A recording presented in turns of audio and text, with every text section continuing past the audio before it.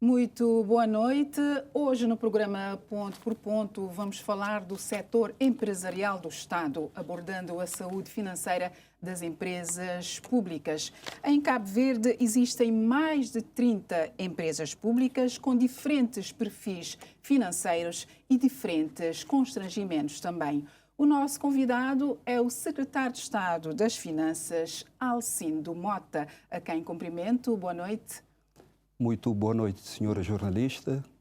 Aproveitamos para saudar também os telespectadores e dizer para nós, portanto, gostaríamos de agradecer pela oportunidade de, neste seu programa, partilhar com os telespectadores, com a sociedade cabo-verdiana, temas essenciais que têm a ver, como muito bem referiu, a performance, isto é, o desempenho do setor empresarial do Estado, mas também a agenda de privatizações que o Governo tem em curso. Tanto como referi há pouco na introdução, temos mais concretamente cerca de 35 empresas públicas em Cabo Verde. Não incorro em erro quando digo que a maior parte tem uma saúde financeira precária. Dentre as 35, qual é ou quais são as melhores em termos de performance? Nós devemos dizer que, tanto o setor empresarial do Estado comporta de facto 35 empresas de participação direta, mas também temos tanto mais em torno de 7 ou 8, fazendo 43 empresas com participação indireta. Nós, quando olhamos para a performance do setor, das empresas do setor empresarial do Estado, devemos aqui ter uma perspectiva, diria, mais global e diria agregada. Tanto é que a unidade de acompanhamento do setor empresarial do Estado publica trimestralmente o relatório com o desempenho dessas empresas.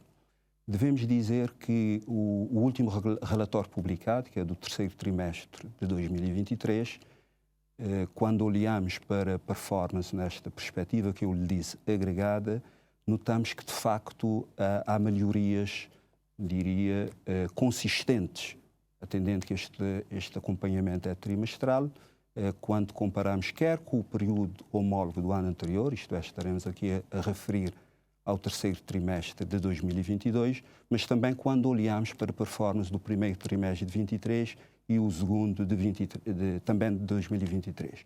Tudo isto para lhe dizer que tanto este overview, esta visão de helicóptero permite-nos ver que o total de ativo nesse perímetro dessas 35 empresas, estamos a falar de um ativo global em torno de 132 milhões de contos.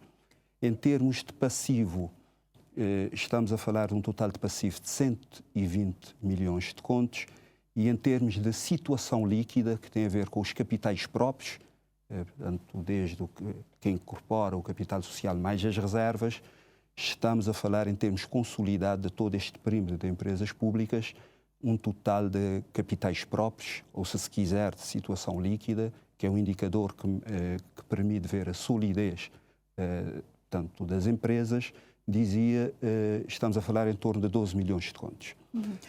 Quais são as empresas públicas com melhor performance? Suponho que a ASA, não é? Sim. Portanto, a ASA é uma das que, de facto, tem melhor performance, mas também há outras, a Enapor, a Cabo Verde Telecom, há uma série de empresas que têm esta performance positiva.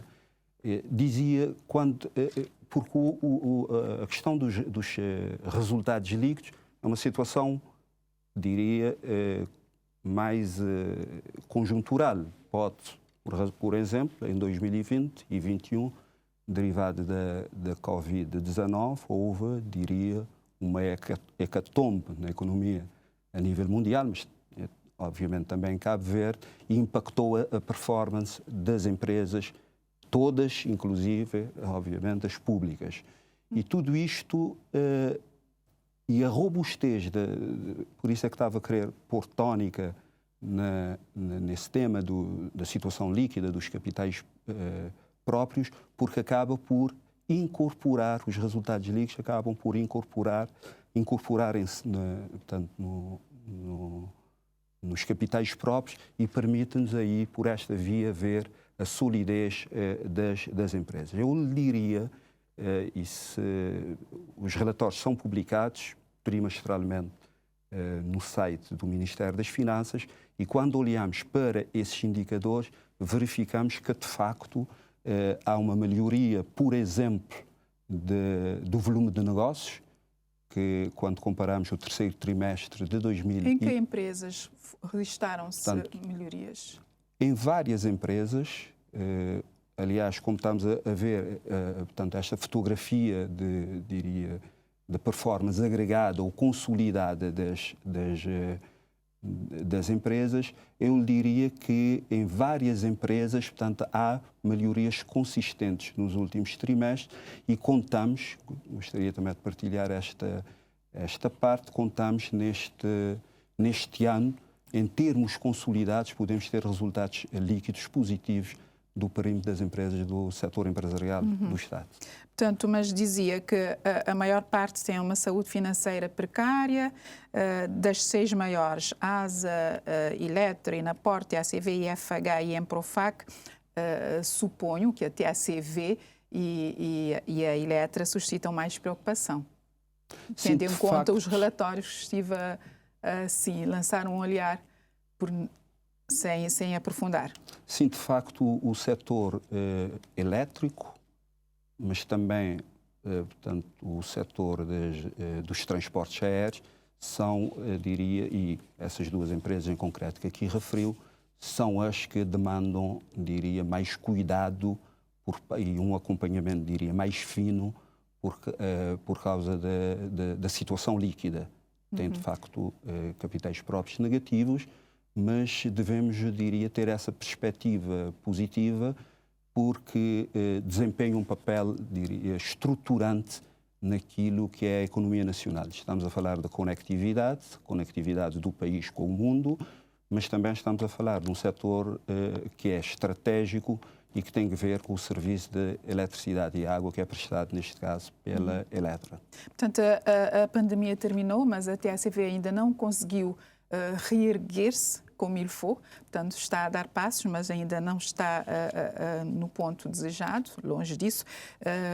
Quer dizer que a privatização ou reprivatização da TACV ainda não está para breve.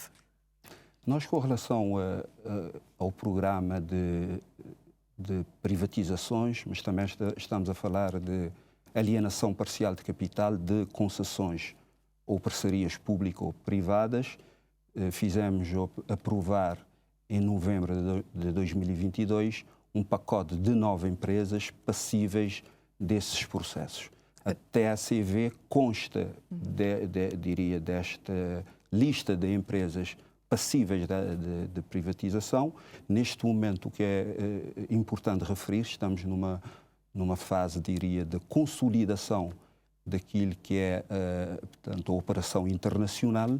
E, pós isto, todos os estudos, todas as avaliações serão feitas, mas mantém-se na lista das empresas a privatizar. Até 2025.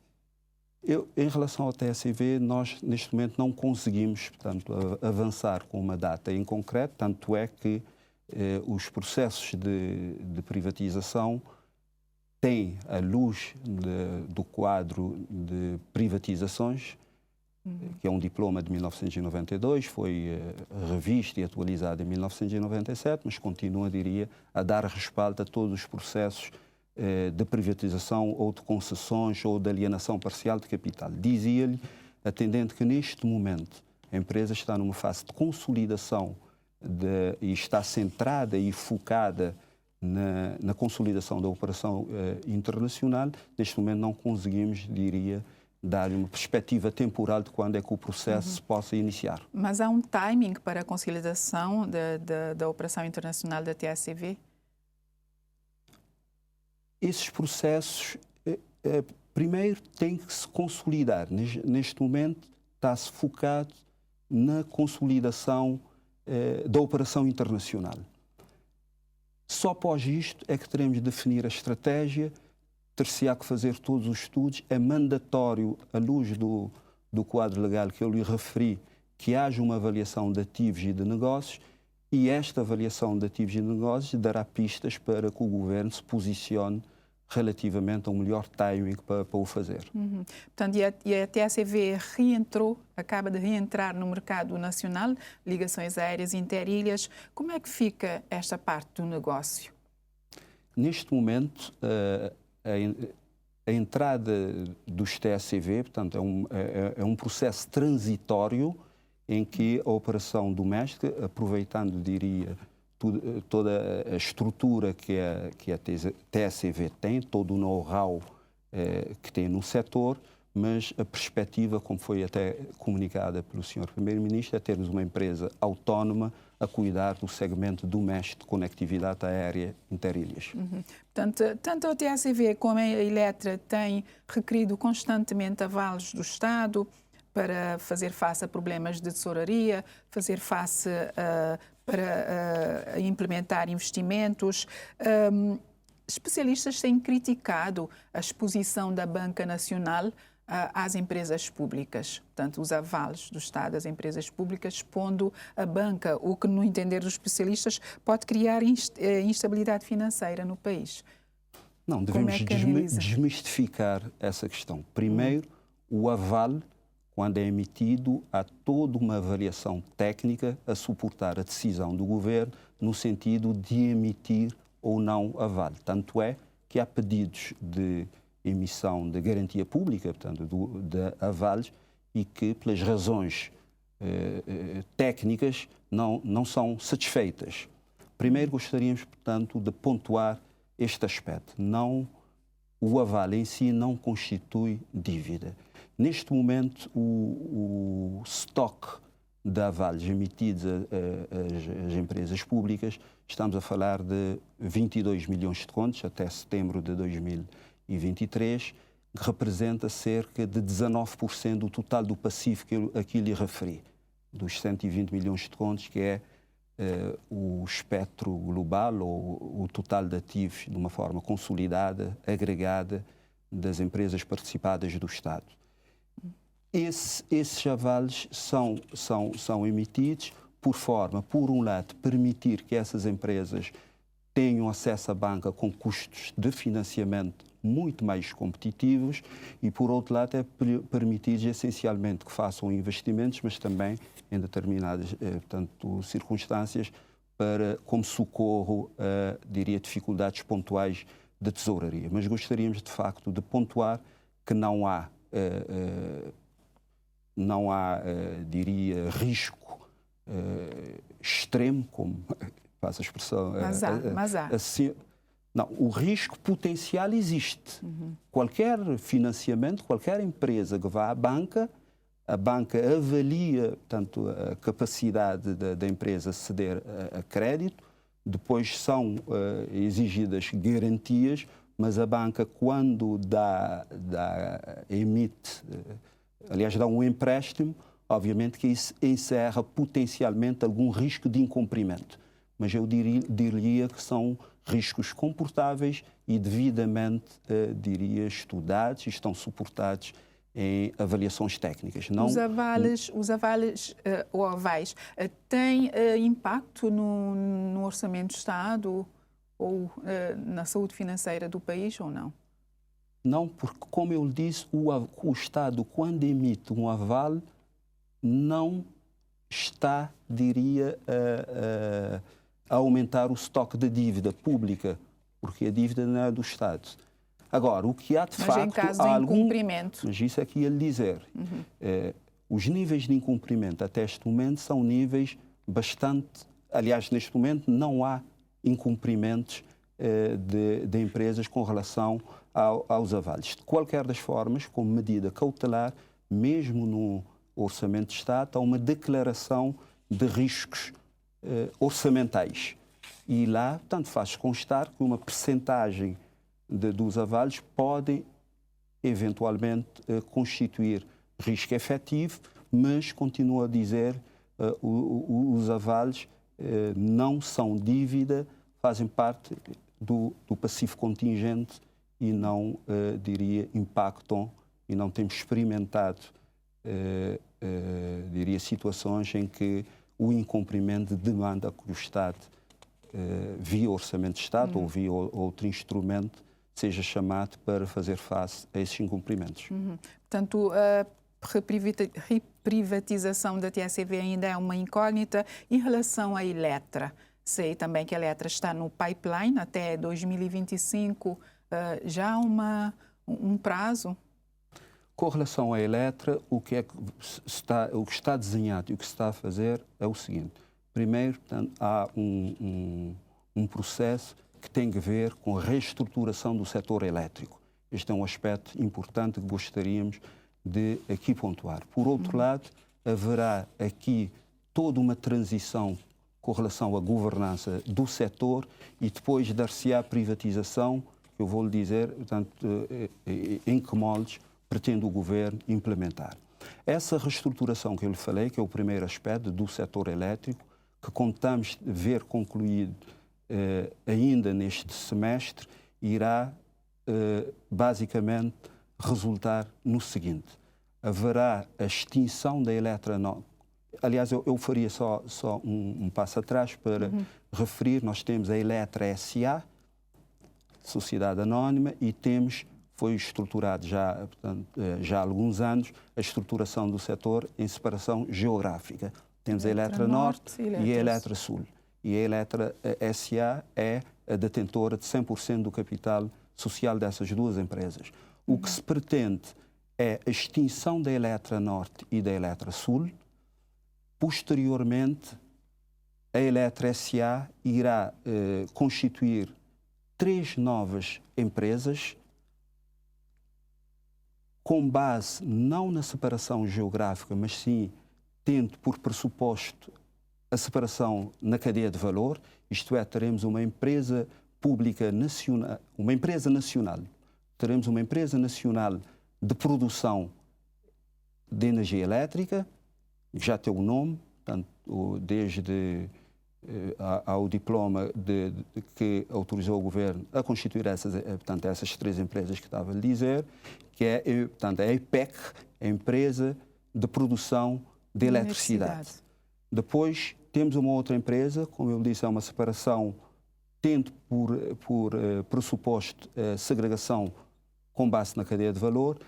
Teremos uma outra empresa que é a EDEC, que é a Empresa de Distribuição de Eletricidade, e teremos uma outra empresa que é a ONSEC.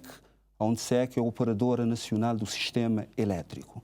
E o que é que vai-se fazer? Depois da constituição dessas empresas, que contamos ver este processo concluído ainda no decurso desse semestre, a constituição formal dessas empresas, é um trabalho que temos em curso.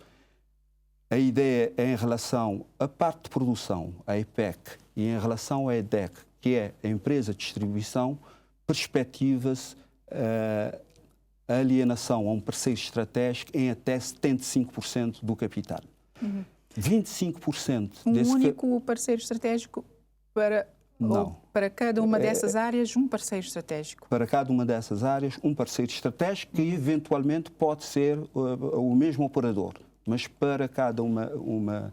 Aliás, serão empresas autónomas e demandará um processo de avaliação de ativos e de negócios, assim que forem constituídos, e todo o processo visando essa tal privatização. Como eu lhe disse, o diploma que constituiu essas empresas, perspectiva que até 75% será alienado a um parceiro estratégico e até 25% será destinado a colaboradores, aos imigrantes e a pequenos acionistas, e todo esse processo dar-se-á via Bolsa de Valores.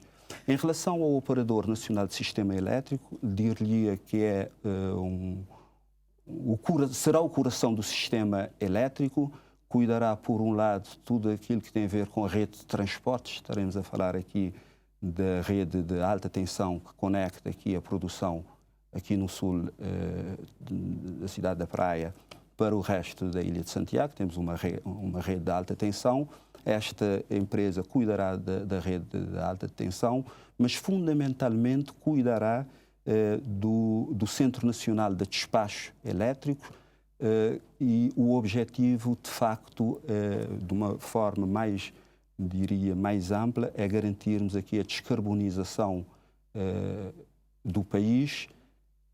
Temos perspectivas que em 2025 possamos atingir 30% de penetração de energias renováveis, mas é perspectiva do Governo que no horizonte de 2030 tenhamos penetrações de energias renováveis em torno de 50%. Gostaríamos, se me permite... Só para eu compreender melhor, disse que a EPEC cuidará da produção de eletricidade, a EDEC, distribuição de eletricidade, e a ONSEC, Operadora Nacional de Sistema Elétrico. Exatamente. E a produção de água? É isso que estou a lhe dizer. E estamos a falar do setor elétrico, é a tal reestruturação que está-se a fazer. Entretanto, só para pontuar relativamente à ONSEC, a perspectiva é que, como eu lhe disse, só para reiterar, será o coração do sistema elétrico e continuará na esfera pública do Estado. Relativamente à Eletra S.A., continuará a existir, porque a Eletra, neste momento, presta o serviço de produção de água aqui na cidade da Praia, mas também presta a produção de água em São Vicente e no Sal, em toda a cadeia de valor, produção e distribuição. E a Eletra S.A. continuará existindo durante... Para se ocupar da produção de água, é isso? Eu não lhe diria, como sabe, há uma política do Governo relativamente ao setor de água que tem a ver com a criação de empresas municipais de água. A seu tempo, neste momento estamos a falar da reestruturação do setor elétrico, mas só para lhe dizer que a água, e eu creio que é nesta perspectiva que estamos a colocar, portanto, a produção em concreto aqui na cidade da Praia, continuará a ser feita pela Eletra. Portanto, isso quer dizer que haverá, pelo menos por um tempo, 4 empresas saídas da Eletra. Neste momento temos 3 empresas. Temos a Eletra S.A., temos a Eletra Norte e a Eletra Sul. Essas duas, a Norte e a Sul, serão extintas e surgirão essas 3 empresas que eu lhe disse. Mas devemos dizer, senhora jornalista, que de facto, em matéria de produção, temos vários produtores independentes de eletricidade, não é? No mercado cabo-verdiano, temos vários produtores independentes de eletricidade e que acabam por vender essa energia às distribuidoras, no caso, neste momento, a Eletra, aqui quase que a nível nacional, a exceção da Ilha da Boa Vista, onde temos a AEB, que também recebe injeção de energias renováveis de operadores independentes. E, portanto, não referiu qual é o timing para a conclusão desse processo de criação das empresas EPEC, EDEC e ONSEC, saídas da Eletra? Nós, neste momento, estamos a ter um trabalho intenso, árduo, de materialização dessas empresas. Deve dizer que temos aqui um suporte de consultoria internacional, temos também consultores nacionais, além da equipa técnica da unidade que faz o acompanhamento do setor empresarial do Estado, mas perspectivamos que esse processo em concreto termine ainda neste semestre. Depois teremos a parte de privatização, que, como lhe disse, dar-se-á em relação à EPEC, que será a empresa de produção de energia, de eletricidade, e também a EDEC, que será a nova distribuidora de eletricidade, será a empresa que diria que acabará por interagir com o grande público. E passando à área dos transportes marítimos, com a Cabo Verde Interilhas sujeita a críticas constantes, avarias nos barcos, viagens canceladas, a concessão não trouxe ainda a estabilidade tão desejada para esse setor? Efetivamente, houve, diria, alguns constrangimentos, entre os quais os que portanto, a senhora jornalista refere, mas devemos dizer que neste momento estamos numa situação estável, há uma melhoria em termos da qualidade de serviço, devemos, portanto, de forma clara e inequívoca a reconhecer. Há ajustes que estão a ser feitos. O Governo anunciou que estará no mercado internacional à procura de embarcações que serão colocadas à disposição da concessionária em condições a contratualizar, por forma que haja o reforço e a melhoria da conectividade marítima. A percepção do público é que não tem havido melhorias. Os barcos constantemente avariados, viagens canceladas, mas o Sr. Secretário de Estado fala de melhorias. Como não, devemos assim? desmistificar. Estamos a falar de equipamentos que são passíveis de avarias, né? E lamenta-se, tem que se criar aqui um quadro, por isso que o Governo está a intervir via a aquisição de novas embarcações, que em condições a contratualizar com a concessionária serão colocados à disposição por forma a que esta melhoria se sinta e que os cabo-verdianos, de facto, vejam e sintam melhorias efetivas no setor, mas devemos pontuar, tanto é que se verificar nos últimos, se calhar, 2 meses, muito pouco se tem falado dos transportes marítimos interilhas, o que faz antever que há de facto essas melhorias. Volta e meia ouço falar em barcos que cancelaram viagens, Dona Tututa, etc., que estiveram parados por vários dias devido a avarias. Portanto, o setor marítimo ainda suscita várias preocupações, Sr. Secretário de Estado. Sem dúvida. Eu lhe disse claramente que é um setor que inspira alguns cuidados, é preocupação do Governo, é um bem público garantirmos, diria, a conectividade das ilhas. Temos estruturalmente essa descontinuidade territorial e uma das formas de mitigar os problemas que advêm da descontinuidade territorial é garantir que haja uma conectividade efetiva, via aérea e via marítima. O Governo está a tomar todas as medidas por forma a que consigamos, diria, melhorar substancialmente e haja esta percepção positiva. De facto, em havendo um barco avariado, devemos ter aqui uma capacidade mais rápida de substituição, por forma que isto seja até transparente para o grande público, porque o que interessa ao fim do dia... Mas há poucos barcos. O problema é a substituição. Há poucos barcos disponíveis. Precisamente por isso. Já lhe disse que o Governo, atento a esta situação, está neste momento a negociar a aquisição de barcos para mitigarmos este problema. Portanto, outro ponto que se critica muito em relação aos transportes marítimos tem que ver com a indemnização compensatória paga anualmente à CV Interilhas. Mais de 6 milhões de euros de indemnização anual. Portanto, a percepção que o público, o cidadão comum tem, é que quando o Governo privatiza ou faz a concessão, a tesouraria pública fica mais aliviada. Mas o Estado continua a pagar indemnização compensatória às concessionárias. Não, devemos também desmistificar aqui este tema. Em várias geografias, em vários países, faz-se a concessão de um serviço público, mas pode derivar, por questões, diria, de não interesse puramente económico, mas por uma questão até social, de haver intervenções em mercados, em regiões onde não há, diria, um retorno, né? É natural, é normal que haja concessão com indemnização para fazer face aos déficits. Por exemplo, eu dou só lá de exemplo, se calhar, se nós olharmos, por exemplo, para Brava ou, eventualmente, para uma outra ilha, que possamos ter dentro daquilo que são os planos de viagens, 3 viagens semanais, numa perspectiva puramente económica e financeira, nenhum operador iria, não é? Então o Estado tem que entrar. É por isso é que há essas compensações desse déficit, diria,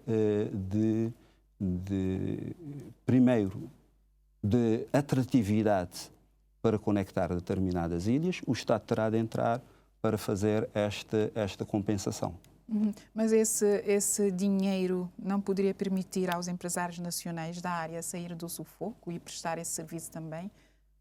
Paga-se paga-se essa indemnização compensatória a empresas estrangeiras? O capital, devemos dizer, o capital não tem nacionalidade, não é? É importante, a perspectiva aqui é que temos que ver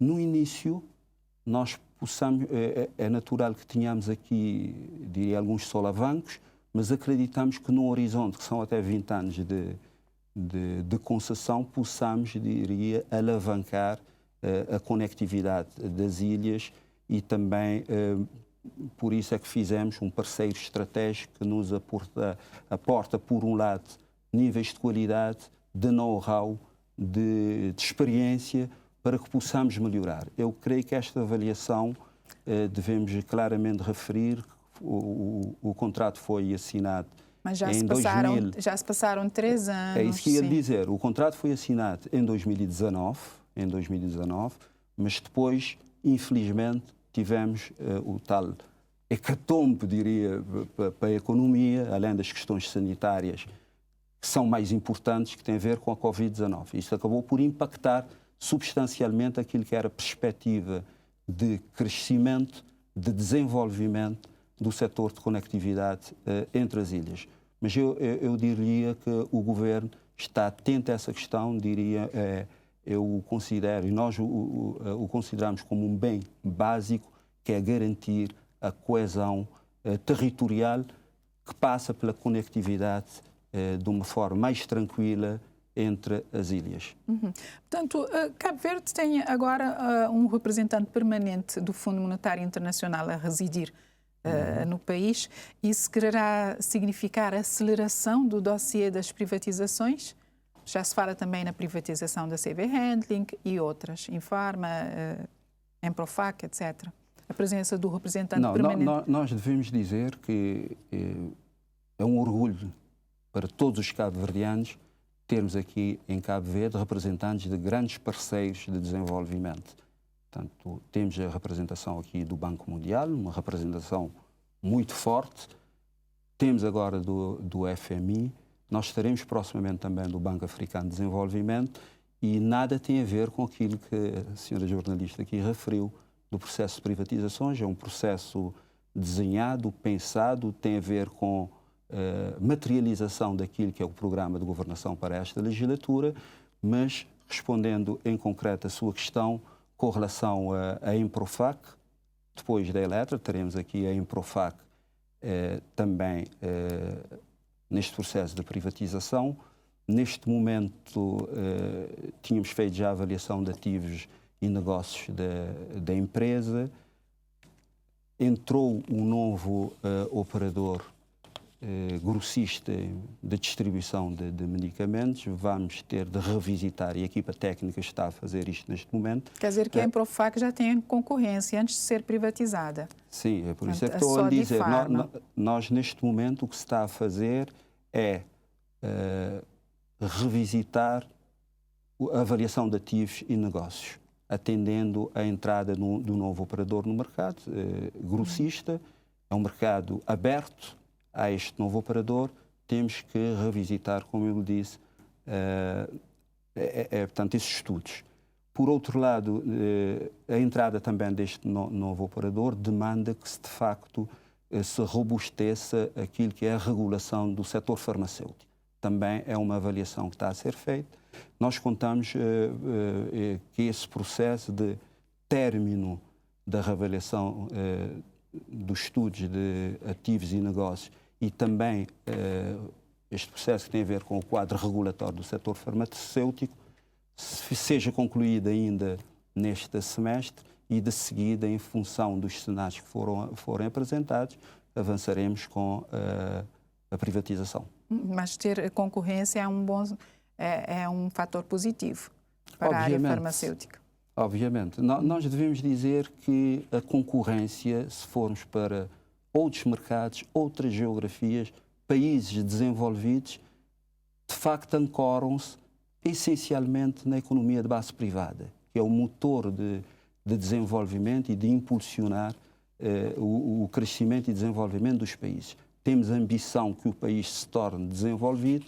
Nós não devemos ter qualquer tipo de receio, qualquer tipo diria, de medo com relação aos processos de privatização. Aliás, a Constituição da República de 1992 consagra a economia de mercado como um motor do crescimento e do desenvolvimento económico.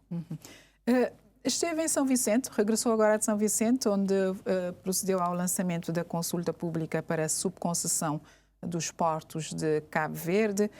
O que a subconcessão significará na prática em termos de funcionamento dos portos nacionais? O processo que se lançou de subconcessão da atividade portuária, gostaríamos de antes fazer aqui só um ponto que tem a ver com o seguinte. Nada tem a ver com privatização. Estamos a falar, como eu disse, o programa do governo, aliás, esta agenda de privatizações comporta também as concessões. No fundo, com relação à atividade portuária, a ENAPOR continuará como autoridade portuária e a concessionária do serviço público. A propriedade continuará do Estado. O que se estará a fazer é a ENAPOR a firmar contratos ou contrato de subconcessão de serviços portuários.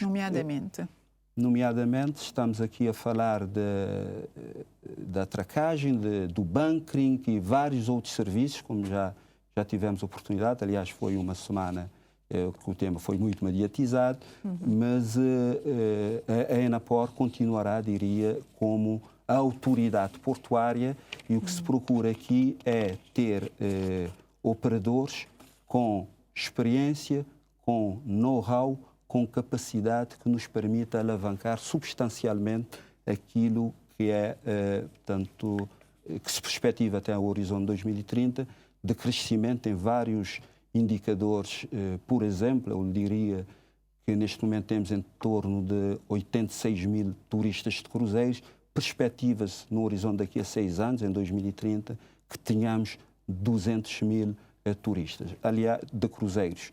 Aliás, temos também em construção o novo terminal de cruzeiros de São Vicente, que irá, de facto, potenciar enormemente aquilo que é a ambição do país de ser, diria, visitado por turistas, neste caso, turistas de cruzeiros. Portanto, o terminal está relativamente atrasado em relação às previsões iniciais.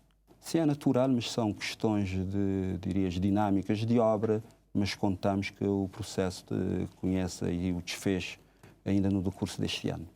Portanto, a CV Handling também, portanto, a empresa que presta serviços em escala de voos comerciais para operações na placa, bagagens, carga e correios nos 7 aeroportos e aeródromos de Cabo Verde, também está na lista para as próximas privatizações. E o Governo até já disse que o prazo é de 6 meses para concluir o processo relativamente à CV Handling. Sim, devemos aqui referir que, com relação aos processos de privatização, começamos muito bem este ano.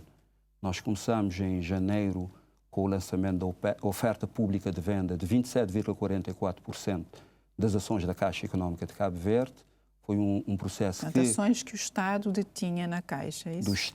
Das ações que o Estado detinha na Caixa Económica de Cabo Verde. Esses 27,44% redundaram-se em maior sucesso em termos de operação bolsista. Houve um aumento substancial daquilo que são o número de acionistas da empresa, menos de 200 passou-se para mais de 1.000. Por outro lado, também redundou no encaixe de 1,5 milhão de contos. Depois, em fevereiro, nós lançamos aquilo que tem a ver com a manifestação de interesse para o processo de privatização da CV Handling. Este processo está a decorrer muito bem. Contamos fechá-lo no próximo dia 23 agora de março, neste processo de manifestação de interesse. Depois, em sede de um concurso internacional limitado, com prévia qualificação, far-se-á este processo de privatização, que contamos em torno de 6, 7 meses ter este processo concluído. Quem já manifestou interesse na CV Handling? Que parceiros? Não, a equipa técnica está a acompanhar o processo. Nós, obviamente, diria, é prematuro, ainda faltam alguns dias para o fecho do processo. Assim que nós concluirmos, toda a informação será partilhada com os cabo-verdianos. E em termos de saúde financeira da CV Handling, suscita grandes preocupações? Não, é uma empresa que tem uma solidez económica financeira, é uma empresa que, se em 2014 tinha pouco mais de 200 colaboradores, neste momento tem mais de 400, e é um setor, de facto, muito dinâmico naquilo que é a nossa perspectiva de termos aqui uma plataforma aérea, diria, é um segmento atrativo e nós entendemos que, de facto, aquilo que se perspectiva para o setor aéreo será uma empresa que continuará pujante em termos económico-financeiros e em termos de performance também dos serviços que são prestados, em concreto, diria, de assistência em escala dos voos comerciais. Portanto, o Governo já fez a concessão dos aeroportos e aeródromos nacionais. Tem seguido o processo? Como é que está neste momento? Sim, nós estamos a fazer o seguimento do processo. A empresa irá, a nova concessionária, que é a Cabo Verde Airports, irá cuidar aliás, irá implementar aquilo que é o projeto. Portanto, há uma série de investimentos que estão a ser preparados e num horizonte temporal muito curto, os cabo-verdianos começarão a sentir a mudança que, de facto, irá se processar no setor aeroportuário. O Governo tinha dito que ia criar uma plataforma digital para seguir de perto a performance das empresas do setor empresarial do Estado. Essa plataforma já existe?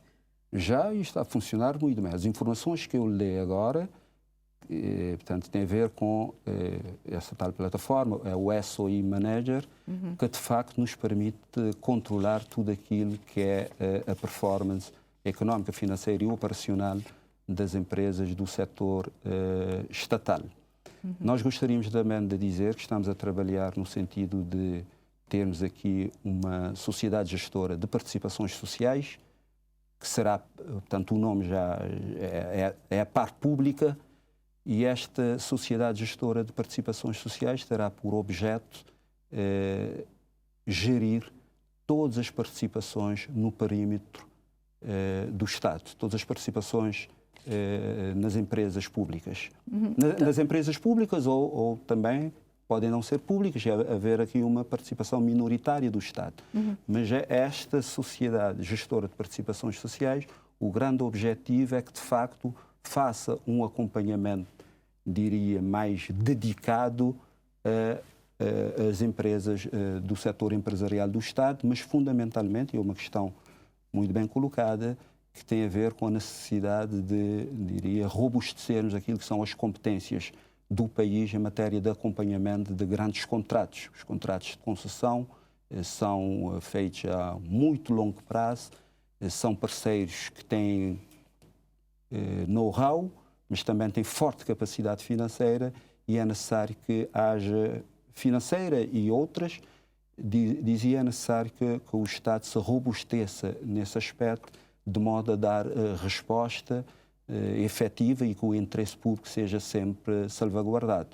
E o que se pretende, de facto, é criar aqui um centro de competências nessas matérias de acompanhamento de parcerias público-privadas nos grandes contratos, e contamos aqui com todo o apoio do Banco Mundial no desenho, na estruturação deste processo, de modo a que se consiga rapidamente dar corpo àquilo que será um centro de competências a nível do Estado para fazer o acompanhamento, diria, mais de perto, mais minucioso da execução dos contratos. São grandes contratos que são assinados por via das novas concessões que temos na Cália. Uma empresa como a ADS, por exemplo, Águas de Santiago, que foi criada para fazer a distribuição de água na Ilha de Santiago, enquanto que a Eletra produz, a ADS distribui. Tem-se falado em conflitos comerciais entre a ADS e a Eletra. O que é que o Governo tem feito no sentido de esclarecer? Não, gostaríamos de não entrar, quer dizer, aqui isso é uma questão comercial, as empresas têm conselho de administração e em sede própria, portanto, eu creio que o tema está sendo endereçado. Obviamente, estamos a falar de um bem básico, um bem essencial, que tem a ver com a água, e lá onde for necessário, o Governo, enquanto acionista maioritário da ADS, mas também o Governo, quer dizer, o Estado representado pelo Governo, o Estado é acionista maioritário da ADS, mas também é acionista maioritário da Eletra. Em se tratando de acesso a um bem essencial, nós intervimos, mas no sentido de se procurar as melhores soluções para que não haja disrupção na prestação destes serviços, que, como eu lhe disse, são serviços essenciais. Mas a ADS ainda é uma empresa instável em termos de saúde financeira. Tem recorrido também a empréstimos bancários. O empréstimo em si não é algo mau. Portanto, Mas não encerra... mostra que há problemas de tesouraria. Não, as grandes empresas, se verificar, as grandes empresas no mundo recorrem a crédito. Portanto, a empresa tem um lado que é o passivo, são os deveres e obrigações, mas também tem ativos.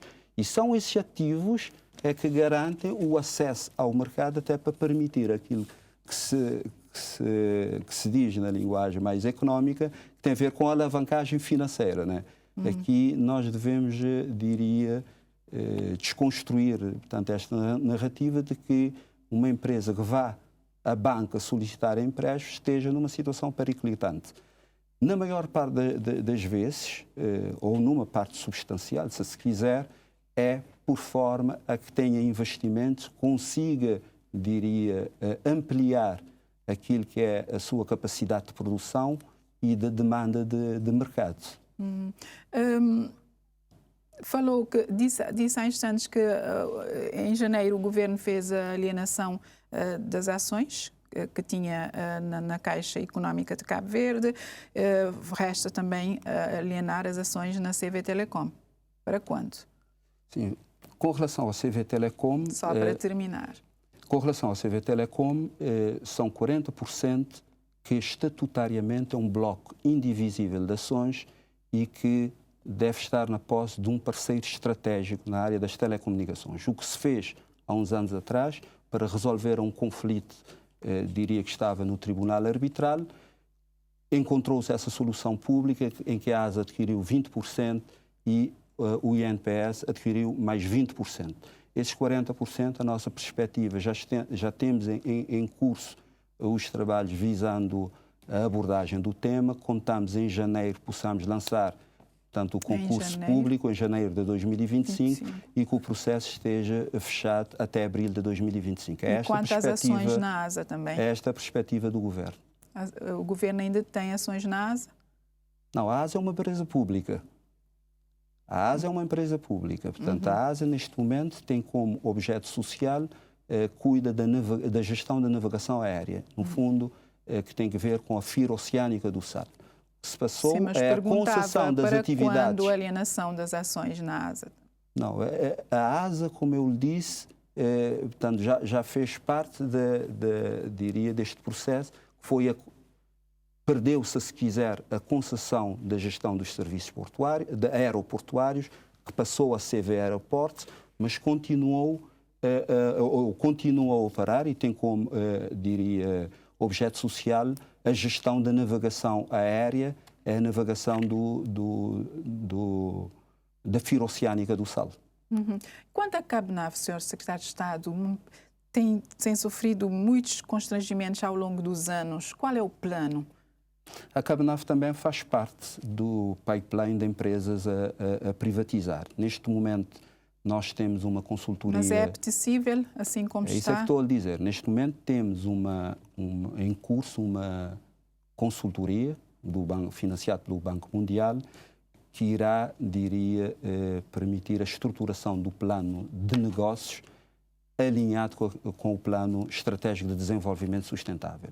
Posto isto, far-se-ão todos os estudos, todas as avaliações técnicas, mas o objetivo é que, de facto, se privatize também a Cabo Nave no decurso desta legislatura. Portanto, até 2025 está no rol das 9 empresas? Está no rol das 9 empresas. Neste momento não lhe consigo dar um timing exato, mas está-se a trabalhar visando, como eu lhe disse, a estruturação de um plano de negócios da Cabo Nave que irá nos dar pistas para uma decisão, diria, política do Governo com relação aos passos seguintes mas o objetivo é a privatização, por isso é que está neste lote de empresas. Portanto, o que está em cima da mesa neste momento, da mesa de trabalho, é a subconcessão dos portos e a CV Handling, é isso?